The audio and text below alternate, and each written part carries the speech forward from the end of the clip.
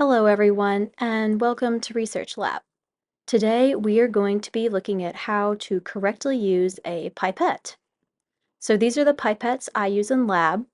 This one is the 0.2 to 2 microliter pipette. That was a mouthful. Here on the side is the button you push down to inject the liquid into the pipette, and on the front is the amount of microliters, and on the side you can adjust it using that same button. So we're adjusting it to 1.10 microliters. You push down, you put a pipette tip on. These are the smallest pipette tips. Here I'm just pushing the top of the pipette in, getting one of those pipette tips. And then on the side is this lovely slide button that you push down that takes the pipette tip right off for you. So now I'm putting that one away, and I'm going to put the small pipette tips away. We're going to look at pipette number 2, which is the 2 to 20 microliter pipette. Works the same way, the numbers work the same way as well.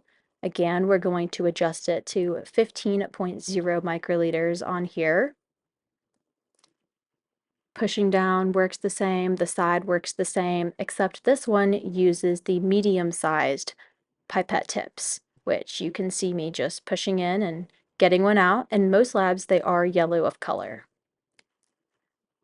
So different size from the small one, but everything works the same. So we're going to keep those pipette tips out and look at the third pipette, which is the 20 to 200 microliter pipette. Everything works the same way, pushing down in all the same areas, and this one also uses the medium-sized pipette tips. I won't use it so I don't waste them, but we're going to put that one away and look at the final one, which is the 100 to 1,000 microliter pipette. So everything works the same again, except it does use the largest pipette tips we have, which, showing you in size comparison here, they're pretty big. And again, everything works the same way. I'm going to push down to take it off and toss that in the biohazard bin. So next we're going to look at these pipettes, which look a little different, but have the same exact function as the previous ones that we looked at. Up top, there is something a little different, which is where you can lock the pipette, but the numbers still adjust exactly the same, and you still inject the solution exactly the same and still push down on the side. They just have a bit of a different look.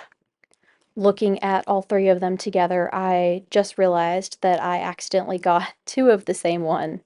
But regardless, you get the point. They work just like the other ones do, just a slightly different body and build.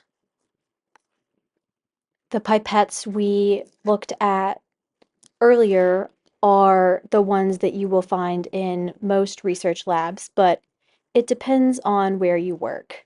I will say they are a little more expensive, so if you're taking an organic chemistry class or an advanced general chemistry class, you will most likely be using these dark blue ones that I have here. Anyways, good luck in your research labs and leave questions in the comments if you have them.